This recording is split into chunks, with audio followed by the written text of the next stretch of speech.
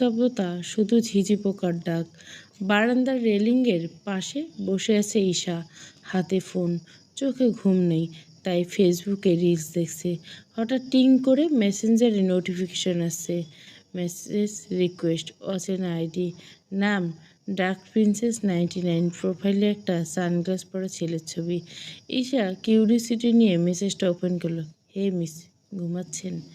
ঈশা কি মনে করে রিপ্লাই দিল, আরে না, ঘুমাচ্ছি না, রাস্তায় দাঁড়িয়ে লাল পানি বিক্রি করছি, লাগলে বলেন ডেলিভারি দিয়ে আসি। ওপাশ থেকে সাথে সাথে রিপ্লাই আসে, মিস লাল পানিওয়ালি, তুমি সবসময় এমন তেরা কথা বলো কেন? একটু মিষ্টি করে কথা বলতে পারো না? ঈশা রিপ্লাই করলো, আপনি আমার লাং লাগেন যে আপনার সাথে মিষ্টি কথা বলবো? তুমি চাইলে শুধু লাং না, ভাতারও হতে পারি। জেগে জেগে স্বপ্ন দেখতে থাকেন মিস লালপানিয়নি, তোমাকে নিয়ে তো স্বপ্ন অলরেডি দেখে ফেলেছি। ও আচ্ছা আচ্ছা, তা দেখতে থাকেন কেমন? মিস লালপানিয়লি ফ্রেন্ড হবা? দুঃখিত মিস লালপানিয়লি, একটা কথা জানো? না বললে কীভাবে জানবো? তোমার চোখ, ঝগড়া করা, কাপা ঠোঁট দুটোই আমাকে পাগল করে দিছে। চোখ খুলে তোমাকে দেখি, চোখ বন্ধ করলেও তোমাকে দেখি। আপনি আমাকে চেনেন? আপনি আসলে কে সত্যি করে বলেন তো? তোমার ফিউচার লাং প্লাস ভাতার। এত কনফিডেন্স নিয়ে কীভাবে বলছেন যে আপনি আমার ফিউচার লাং প্লাস ভাতার? কারণ আমি তো তোমার ফিউচার লাং প্লাস ভাতার। ভাইয়া, আপনি আসলে কে? আপনার পরিচয়টা দিবেন? উফ, ভাইয়াটা একটা কলিজায় এসে লাগলো। বোকা মেয়ে, লাংকে কেউ ভাইয়া বলে? ঈশার এবার মেজাজ খারাপ হলো। তখন থেকে লাং আর ভাতার ভাতার করে যাচ্ছে।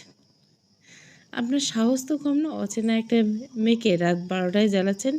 রাগ করছে কেন? জাস্ট একটু কথা বলতে চাই। আর তুমি তো অপরিচিত না, তার মানে আপনি আমাকে চেনেন? হ্যাঁ চিনি, তুমিও আমাকে চেনো। আপনার পরিচয়? আমার পরিচয় ঈশার ফিউচার লাং প্লাস ভাতার। আপনি কি আপনার পরিচয় দিবেন নাকি আমি ব্লক দেবো? ব্লক দিও না প্লিজ, পরিচয় না দিলে ব্লক দেবো, আর সাথে রিপোর্টও মারবো। মেসেজটা সেন্ড করে ঈশা আর অপেক্ষা করল না, সোজা আইডি ব্লক, তারপর রিপোর্টটা হ্যারাসমেন্ট। ফোন দিয়ে ফেসবুক অ্যাপ ডিলিট করে দিল। অসহ্য বিড়বিড় করে উঠল। বারান্দায় চেয়ার ছেড়ে উঠে রুমে চলে আসলো, দরজা লাগিয়ে লাইট অফ করে শুয়ে পড়লো। রাত 1টা, চারপাশে নিস্তব্ধতা, শুধু ঝিঝি পোকার ডাক, দূর থেকে ভেসে আসা গাড়ির হালকা আওয়াজ। অভ্রের রুমের বারান্দায় দোলনাটা হালকা হালকা করে দুলছে। অভ্র বসে আছে, পরনে নেভি ব্লু কালারের টি শার্ট আর ট্রাউজার, চুলগুলো এলোমেলো, ঠোঁটের কোণে শান্তির হাসি, আর বুকের সাথে লেপ্টে আছে নীল। অভ্রের গলা জড়িয়ে দুই হাত দিয়ে শক্ত করে জড়িয়ে ধরে আছে মেয়েটা। মাথাটা ঠিক অভ্রের বুকের বাঁ পাশে রাখা, যেখানে অভ্রের হার্টবিট সবচেয়ে জোরে শোনা যায়। নীল চোখ বন্ধ করে আছে, অভ্রের প্রতিটা হার্টবিট শেষ গুনছে। তার মনে হচ্ছে এই হার্টবিটগুলো শুধু তার নাম নিচ্ছে। অভ্র এক হাত দিয়ে নীলকে আগলে রেখেছে, আর অন্য হাত দিয়ে মাঝে মাঝে নীলের চুলি বেলে কেটে দিচ্ছে। একটু পর ঝুঁকে নীলের কপালে, গালে, ঠোঁটে আলতো করে চুমু খাচ্ছে, নরম আদুরে চুমু, যেন নীল ভেঙে যাবে। হঠাৎ নীল মাথা তুলল, অভ্রের চোখের দিকে তাকালো, ফিস ফিস করে বলল, মেজর সাহেব। অভ্র নীলের কপালে আরেকটা চুমু দিয়ে বলল, বলুন মিসেস চৌধুরী, আমার একটা ইচ্ছা পূরণ করবেন প্লিজ। অভ্র ভ্রু কুচকে হাসলো, বলে ফেলেন, আপনার কি ইচ্ছে? নীল একটু লজ্জা পেল, অভ্রের বুকের মধ্যে আরও গুটিয়ে নিল, তারপর আস্তে করলো, আমাদের বিয়েটা তো কাকতালীয়ভাবে হয়েছে তাই না? অভ্র ছোটো করে বলল, হুম। নীল অভ্রের শার্টের বোতাম খুঁটে থেকে ফুলে বলল, আমাকে আবার ধুমধাম করে বিয়ে করবেন প্লিজ। আমার না খুব ইচ্ছে করছে নিজের বিয়েতে নাচতে, সঙ্গে বাবার বাড়ি, শ্বশুর বাড়ি সবাইকে নাচাবো। অভ্র কিছুক্ষণ চুপ করে নীলের দিকে তাকিয়ে রইল। মেয়েটার চোখের পানির মতো স্বচ্ছ একটা আকাঙ্ক্ষা। অভ্র নীলের থুতনি ধরে মুখটা উপরে তুলল, তারপর গভীরভাবে নীলের চোখে চোখ রেখে বলল, ওকে মাই ডিয়ার মিষ্টি বউ, আপনার ইচ্ছা পূরণ করার জন্য আমরা আবার ধুমধাম করে বিয়ে করব। সত্যি? একদম সত্যি। আগামী শুক্রবার আমাদের আবার বিয়ে হবে ধুমধাম করে, যেমনটা আপনি চান মিসেস চৌধুরী। নীলের চোখ ছলছল করে উঠল খুশিতে। সে আর কিছু বলতে পারল না, শুধু অভ্রকে আরও শক্ত করে জড়িয়ে ধরল, অভ্রর গলায় মুখ গুজে দিল। অভ্র হেসে নীলকে কোলে তুলে নিয়ে দোলনা থেকে উঠে দাঁড়ালো, নীলকে বুকের সাথে চেপে ধরে পা বাড়ালো রুমের দিকে। রুমের ভেতর হালকা নীল আলো জ্বলছে। অভ্র নীলকে আলতো করে বেডের উপর শুইয়ে দিল। নীলের কপালে এসে পড়া এলোমেলো ছোট্ট চুলগুলো কানের পাশে গুজে দিল। তারপর নীলের ঠোঁটে দীর্ঘ একটা চুমু খেলো। অনেক রাত হয়েছে, এবার ঘুমিয়ে পড়ো। নীল অভ্রের হাত খামচে ধরে বলল, আপনি ঘুমাবেন না? অভ্র নীলের হাতে চুমু দিয়ে বলল, ঘুমাবো, তবে একটু পর। কেন? আমার একটু কাজ আছে, তুমি ঘুমিয়ে পড়ো, আমি শেষ করে আসছি। এই কথা বলে অভ্র আবার নীলের কপালে চুমু খেলো। তারপর উঠে দাঁড়ালো, রুমের কোণে থাকা সোফাটার কাছে গেল, টেবিল থেকে ল্যাপটপ নিয়ে এসে সোফায় বসলো। ল্যাপটপ অন করে ফাইলে মনোযোগ দিল। রাতের নিস্তব্ধতা, শুধু কিবোর্ডের টাইপের করার শব্দ। মিনিট দুয়েক পর অভ্র হঠাৎ অনুভব করলো কেউ পেছন থেকে তাকে জড়িয়ে ধরছে। গরম নিঃশ্বাস ঘাড়ে পড়ছে। অভ্র পেছনে না থেকে বলল, মাই ডিয়ার মিষ্টি বউ, না ঘুমিয়ে উঠে এলে কেন? নীল অভ্রের ঘাড়ে মাথা রাখলো, ফিসফিস করলো, আপনাকে ছাড়া ঘুম আসছে না। অভ্র ঘুরে নীলের দিকে তাকায়, মেয়েটার চোখে ঘুম নেই। অভ্র নীলকে নিজের কোলে বসে নেয়। তারপর নীলের ঠোঁটে গভীর করে চুমু খায়। মেজো সাহেব, আপনি আপনার কাজ শেষ করুন, তারপর একসাথে ঘুমাতে যাব। অভ্র নীলকে নাকে নাক ঘষে বলে, ওকে মিসেস চৌধুরী। নীল অভ্রের বুকের সাথে মিশে বসে রইল। অভ্র কাজ করছে আর নীল চুপচাপ অভ্রকে জড়িয়ে ধরে বসে আছে। মাঝে মাঝে অভ্র নীলের ঠোঁটে চুমু খাচ্ছে, নীল অভ্রের কাজ দেখছে। এইভাবে সময় গেল। রাত 2:30টার দিকে অভ্র ল্যাপটপ বন্ধ করলো। লম্বা একটা শ্বাস নিল। নীলকে কোলে নিয়ে উঠে দাঁড়ালো, সোজা বেডের কাছে গেল। নীলকে বেডে শুয়ে দিয়ে নিজেও পাশে শুয়ে পড়লো। নীল সাথে সাথে অভ্রের বুকে মাথা রাখলো। অভ্র নীলকে জড়িয়ে ধরে কম্বল টেনে নিল। নীলের কানের কাছে ফিসফিস করে বলল, শুভরাত্রি মিসেস চৌধুরী। নীল অভ্রকে আরো শক্ত করে জড়িয়ে দিল। কয়েক মিনিটের মধ্যে রুম জুড়ে দুজনের নিঃশ্বাসের শব্দ। দুজনেই গভীর ঘুমে তলিয়ে গেল। সকালের নরম রোদটা জানলার ফাঁক গলে সোজা এসে পড়ছে মেহরিনের মুখে। গরম গরম আলোয় ঘুমটা আর টিকল না। মেহরিন আনভরা ভেঙে চোখ কসলালো। পাশে তাকাতে দেখলো মাহিন এখনো বেঘরে ঘুমাচ্ছে। একটা হাত মেহরিনের কোমরে জড়িয়ে ধরে আছে, মুখে বাচ্চাদের মতো শান্তি। মেহরিন দেওয়াল ঘড়ির দিকে তাকালো, 8টা বাজে। মেহরিন ফিসফিস করলো, মাহিনকে ডাকলো, এই যে মিস্টার, উঠে পড়ো, 10টায় অফিস আছে। মাহিন ঘুমের মধ্যে মেহরিনকে আরো শক্ত করে জড়িয়ে দিল। ঘুম ঝরানো গলায় বলল, আর 5 মিনিট। 5 মিনিট বলতে বলতে 1 ঘন্টা যাবে। উঠে বলছে। মাহিন এক চোখ খুলে মেহরিনের দিকে তাকালো। তারপর হঠাৎ করে মেহরিনকে টান দিয়ে নিজের বুকের উপর নিয়ে ফেললো। কি করছো? ছাড়ো, অফিস আছে না? মাহিন দুষ্ট হেসে মেহরিনের কানের কাছে মুখ নিয়ে বলল, অফিস পড়ে, আগে বউয়ের সাথে একটু প্রেম করনি। মেহরিন মাহিনের বুকে হালকা কিল দিল। সবসময় দুষ্টুমি, তাই না? আমাকে ছাড়ো না, লেট হয়ে যাবে। মাহিন মেহরিনকে ছেড়ে দিল। মেহরিন উঠে ওয়াশরুমে চলে গেল ফ্রেশ হতে। মিনিট 15 পর বের হয়ে এলো মেহরিন। এরপর মাহিন ফ্রেশ হতে গেল। মিনিট 10-এর মধ্যে মাহিনও ফ্রেশ হয়ে বের হয়ে এলো। দুজনে তড়িঘড়ি করে রেডি হলো।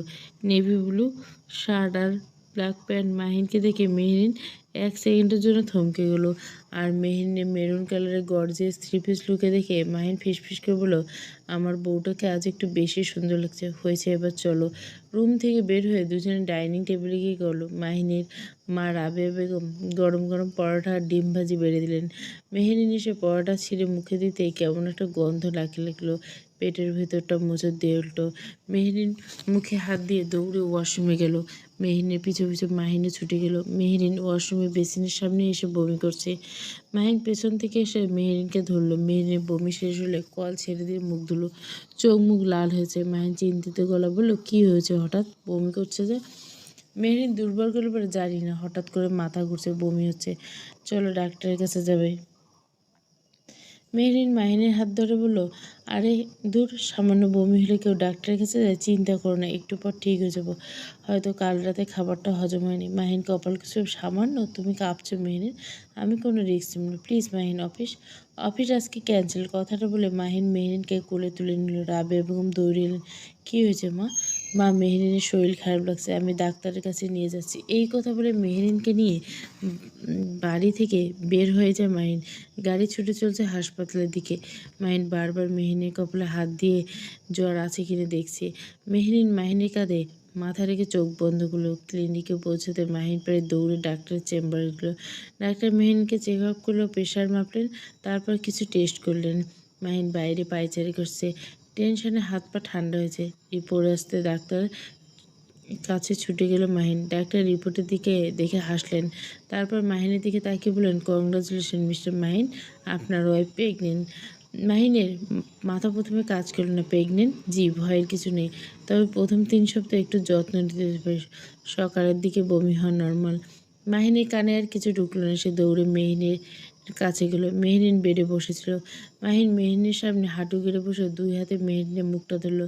কাঁপা কাঁপা বলে, মেহরিন, আমরা বাবা মা হচ্ছি। মেহরিন অবাক হয়ে তাকালো। মানে তুমি প্রেগনেন্ট? আমাদের বেবি এসছে। পরের সেকেন্ডে মাহিন খুশিতে পাগল হয়ে গেল। মেহরিনকে 2 হাতে কোলে তুলে নিয়ে কেবিনের মধ্যে ঘুরতে লাগলো। আমাদের বেবি এসছে মেহরিন, আমি বাবা হচ্ছে আর তুমি মা। মেহরিন লজ্জা পেয়ে মাহিনের গলা জড়িয়ে ধরলো। মাহিন, হাসপাতালের মধ্যে কী করছো? সবাই দেখছে। মাহিন মেহরিনকে নামিয়ে কপালে পরপর 3টা চুমু খেলো। তারপর মেহরিনের পেটে হাত রাখলো। এখানে কিছু বোঝা যাচ্ছে না, তবুও মাহিনের মনে হচ্ছে এখনই তার দুনিয়া বড় হচ্ছে। চলো বাসায় যাই, মাকে বলতে হবে। তারপর আজকে আর অফিস না, সারাদিন তোমার যত্ন। মেহরিন হেসে মাথা নাড়ল। মাহিন মেহরিনের হাতটা শক্ত করে ধরল। আজকের সকালটা তাদের জীবনের সবচেয়ে সুন্দর সকাল। কেটে গেছে 1 সপ্তাহ। আজ বৃহস্পতিবার সন্ধ্যা 7টা। অভ্র নীলের গায়ে হলুদ উপলক্ষে 2 চৌধুরী বাড়ি আজ নতুন করে সেজেছে। পুরো বাড়ির লাইটিংয়ের আলোয় ঝলমল করছে। পুরো বাড়িকে লাল আর সাদা গোলাপ দিয়ে মোড়ানো হয়েছে। গেট থেকে শুরু করে ভিতরের প্রতিটা কোনায় কোনায় ঝাড়বাতি দেওয়া হয়েছে। ছাদের পাশে বিশাল স্টেজ ডেকোরেশন করা হয়েছে। স্টেজে বড় করে লেখা হয়েছে অভ্র নীল। লেখাটা নিয়ন আলো ঝলমল করছে। নীলকে সাজানো হয়েছে, পার্লার থেকে লোগানো হয়েছে। হলুদ গর্জিয়াস লেহেঙ্গা, হালকা মেকআপ, ঠোঁটে হালকা লিপস্টিক, মাথার ফুল, কানে গলায় জুয়েলারি। ব্যাস এতটুকুতে অসম্ভব রকমের সুন্দর লাগছে নীলকে। নীল মিররের সামনে দাঁড়িয়ে নিজেকে দেখছিল। হঠাৎ নীলের ফোনটা বেজে ওঠে। নীল ফোন হাতে নিয়ে দেখে দুষ্টু মেজর লিখে সেভ করে রাখা অ্যাকাউন্ট থেকে ভিডিও কল করছে। নীল কলটা রিসিভ করলো। ফোনের স্ক্রিনে নীলের মুখটা দেখে ওর তো অভ্র থমকে যায়। অভ্র অজান্তে অভ্রের হাত চলে যায় বুকের বাঁ পাশে। কি মিস্টার মেজর, এভাবে হাঁ করে তাকিয়েছেন কেন? ক্রাশ খেলেন নাকি? মাই ডিয়ার মিষ্টি বউ, তোমার এই মিষ্টি মুখটা দেখে ক্রাশ তো প্রতি সেকেন্ডে খাই। আমি মানুষটাই এমন যে যে দেখে সেই ক্রাশ খায়। বাই দ্য ওয়ে মেজর সাহেব, আমার লিপস্টিকের কালারটা জোস না? জোস, একেবারে লাল টুকটুকে স্ট্রবেরি। ইচ্ছে করছে এক্ষুনিকে টুপ করে খেয়ে ফেলি। দুষ্টু মেজর, সবসময় দুষ্টু দুষ্টু কথা, তাই না? নামের পাশে দুষ্টুতে একটা যেহেতু লেগে হয়েছে, সেহেতু দুষ্টু দুষ্টু কথা তো বলতে হবে। দুষ্টু মেজর, আপনার দুষ্টু কথা বাদ দিয়ে কাজের কথা আসেন। হ্যাঁ বলো, আসবেন কখন? একটু পরে বেরোবো। আপনি তো এখনও রেডি হননি। 2 মিনিটে রেডি হচ্ছে, তুমি লাইনে থেকো। হলুদ রঙের পাঞ্জাবি আর সাদা পায়জামা পরে না অভ্র। পাঞ্জাবির উপরে কুটিটাও পরে নেয়, সাথে লুফার শুজ, হাতে ঘড়ি। মিররের সামনে দাঁড়িয়ে চুলগুলো সেট করে পছন্দের পারফিউমটা স্প্রে করে নিজেকে শেষবারের মতো দেখে নেয়। ওই মিষ্টি বউ, তোমার মিষ্টান্নকে কেমন লাগছে? আমার মিষ্টান্ন মানে? কে আমার মিষ্টান্ন? আমি তোমার মিষ্টান্ন। আমি কি কোনোদিন একবারও বলেছি যে আপনি আমার মিষ্টান্ন? বলনি, তারপর আমি বললাম আর কি। আমি যেহেতু বলিনি সেহেতু আপনি কেন বলবেন? আচ্ছা ঠিক আছে, আর বলবো না। কেন বলবেন আপনি বলেন। আর মাই ডিয়ার মিষ্টান্ন, শুনুন, আপনাকে না অনেক বেশি সুন্দর লাগছে। সাবধানে আসবেন। আপনার জন্য আপনার মিষ্টি বউ টেনশন আছে। ফ্লার্টিং করা হচ্ছে তাই না? মোটেও না। বাই দ্য ওয়ে, বের হবেন কখন? আপনার অপেক্ষায় আছি, এক্ষুনি বের হবো। নীল ফোনটা কেটে দেয়। নীরবে মিররে নিজেকে দেখে লজ্জা মিশ্রিত হাসি দেয়। ঈশা পিছন থেকে দৌড়ে এসে নীলকে জড়িয়ে ধরে, বেবি, আজ তোমাকে আজকে না যা লাগছে পুরোই আগুন। আমি মেয়ে হয়ে তোমার উপর ফিদা হয়েছে। অভ্র ভাইয়া তো মনে হয় হার্ট অ্যাটাক করবে। পরের দিন হেডলাইনে বেরোবে, বই রূপ থেকে হার্ট অ্যাটাকে কোমায় চলে গেছেন মেজর ওয়াসিফ অভ্র চৌধুরী। ঈশার কথা শুনে নীল হেসে দেয়। নীলের সাথে ঈশাও হাসে। বান্ধবী অভ্র ভাইয়া এখানে আসবে না? আসছে। তাহলে তোর তোর ড্রিম পূর্ণ হচ্ছে। ড্রিম আর কোথায় পূর্ণ হলো? শ্বশুর শাশুড়ি তো আসছে না, ওনারা আসলে ওনাদেরকে ডান্স করাতে পারলে ড্রিমটা পূর্ণ হতো। জামাই তো আসছে। আমি তো মনে করছিলাম অভ্র ভাইয়া আসবে না। কেন এমন মনে হলো? উনি যে গম্ভীর, আমি তো মনে করছিলাম এসব পছন্দ না। উনি গম্ভীর না, প্রথম দেখায় তোর মনে হচ্ছে। ও আচ্ছা আচ্ছা। রাত 9টা। কালো রঙের গাড়িটা এসে থামলো নীলের বাড়ির সামনে। গাড়ির দরজাটা খুলে নামলো অভ্র। পাশে ঈশান আর 4জন ক্লোজ ফ্রেন্ড। বাড়ির ভেতর থেকে নীলের কিছু কাজই নিয়ে গিয়ে এলো অভ্রদেরকে বাড়ির ভেতরে নিয়ে যাওয়ার জন্য। বাড়ির চৌকাঠ পেরিয়ে অভ্র শ্বশুর শাশুড়িদের প্লাস বড়োদেরকে সালাম দেয়। অভ্রকে ড্রয়িং রুমে থাকা সোফায় বসানো হয়, নাস্তা দেওয়া হয়। খাওয়া শেষে অভ্রকে স্টেজে নিয়ে বসানো হয়। মিনিট 5 পর নীলের এন্ট্রি হয়। নীল নাচতে নাচতে এন্ট্রি নিচ্ছে। নীলের পাশে ঈশা আরও 4জন বান্ধবী আছে। নীলকে দেখে বসা থেকে উঠে দাঁড়ায় অভ্র। অভ্র অজান্তে অভ্রের হাতটা চলে যায় বুকের বাঁ পাশে। নীলের দিকে মুগ্ধতার দৃষ্টিতে তাকিয়ে থেকে অভ্র। ঈশার কথায় অভ্রের ঘোর কাটে। দুলাভাই মুখ বন্ধ করে তারপর দেখুন, নয়তো মশা ঢুকবে। নীলের দিকে হাত বাড়িয়ে দেয় অভ্র। নীল অভ্রের হাত ধরে স্টেজে উঠে। দুজনে পাশাপাশি বসে। প্রথমে বড়রা এক এক করে হলুদ ছোঁয়, তারপর নীলের বান্ধবীরা। তাদের দেখে ঈশান আর বাকি বন্ধুরা এগিয়ে আসে। ঈশান গিয়ে ঈশার পাশে দাঁড়ায়। ব্যান, আমরা কি হলুদ ছোঁয়ানোর চান্স পাবো? আমরা আমাদের জিজুকে ছোঁয়ানোর পর যদি ভাগ্যক্রমে কিছু অবশিষ্ট থাকে তাহলে আপনারা চান্স পাবেন। সো চাপ নিয়েন না। এটাই কেমন কথা বিয়ান? এটাই কথা বিয়াই। এখন আপনারা যান, আমাদের জিজুর সাথে আমাদের পার্সোনাল কথা আছে। কি পার্সোনাল কথা আছে আমরাও শুনি? আমাদের জিজুকে আমরা পার্সোনাল কথা বলবো, আপনারা কে কে যে শুনবেন? আপনার জিজুর শালীদেরকে কিছু একটা হই, বাই দ্য ওয়ে কাজের জন্য আসছি, সেটা না হয় চলে যায়। ঈশান হলুদের বাটিটা একটু হলুদ তুলে নেয়। সেই হলুদ ঈশার গালে লাগিয়ে স্টেজ থেকে নেমে যায়। আর ঈশার আগে ফুঁসতে থাকে। আর ঈশান ওর দিকে তাকে মুচকে মুচকে হাসছে। হলুদের পর্ব শেষ হয়ে ডান্সের পর্ব শুরু হয়। সাউন্ড বক্সে রোমান্টিক গান বাজছে। সেই তালে তালে অভ্র আর নীল ডান্স করছে। অপরদিকে ঈশান তাকিয়ে আছে ঈশার দিকে। আজ ঈশাকে একটু বেশি সুন্দর লাগছে। ঈশান চোখ ফেরাতে পারছে না। ঈশান যে তার দিকে তাকিয়েছে তা ঈশার চোখ এড়ায় না। ঈশাকে বেশ কিছুক্ষণ ধরে লক্ষ্য করছে। ঈশান তার দিকে তাকিয়েছে। ঈশা রাগী দৃষ্টিতে ঈশানের দিকে তাকায়। চোখ দিয়ে ইশারা করে বলে, সমস্যা কি? ঈশান চোখ নামিয়ে নেয়, কিন্তু তার বেহায়া চোখ দুটো ঘুরে ফিরে আবার ঈশার উপরে গিয়ে স্থির।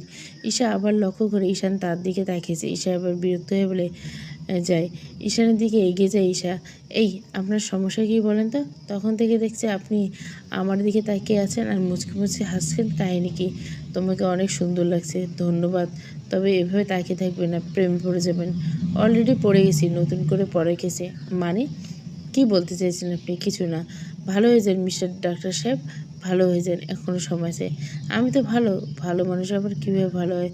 ভালো মানুষ মেয়েদেরকে ইপটিজিং করে না। মানে বুঝলাম না। আপনি কি মনে করছেন আপনি আমাকে ইপটিজিং করবেন আর আমি বুঝতে পারবো না?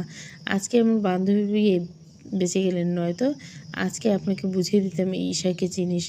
কথাটা শেষ করে একটা ভাব নিয়ে চলে যায় ঈশা। আর ঈশার বোকা মেনে ঈশার যাওয়ার দিকে তাকিয়ে থাকে। বক্সে গান চেঞ্জ হচ্ছে। কোকা কলা তুই, শোলা শোলা তুই। এই গানে উড়াধুরা ডান্স করছে পুরো মুরব্বী সমাজ। আর নীল হাতের তালি দিয়ে উৎসাহ দিচ্ছে। একটু আগে নীল সবাইকে নাচার জন্য জোর করছে। হাতের তালি দিতে দিতে নীল নিজেও উড়াধুরা ডান্স করা শুরু করে। নীলের এমন কাণ্ড দেখে অভ্র নিজেও স্টেজে উঠে দাঁড়ায়। নীলের কোমর জড়িয়ে ধরে নীলকে নিজের কাছে টেনে নেয়। মাই ডিয়ার মিষ্টি বউ, জামাই থাকতে একা একা ডান্স করছো, আমাকেও সাথে নাও। নীল হাসতে হাসতে বলে, মেজর সাহেব শুরু করুন। আস্তে আস্তে নীলের সব বান্ধবীরা এসে ডান্সে যোগ দেয়। তাদেরকে দেখে অভ্রর বন্ধুরা এগিয়ে এসে গানের ভলিউম বাজছে, সাথে চিৎকারও বাজছে। কেউ বাদ নেই, সবাই উড়াধুরা ডান্স করছে। মেজর ওয়াসিফ অভ্র চৌধুরী, পর্ব 18। পুরো গল্পটা প্লেলিস্টে। ভালো লাগলে অবশ্যই লাইক, শেয়ার এবং সাবস্ক্রাইব করুন। চ্যানেলের সাথে থাকবেন, প্রত্যেকটা গল্পই শেষ অবধি দেব।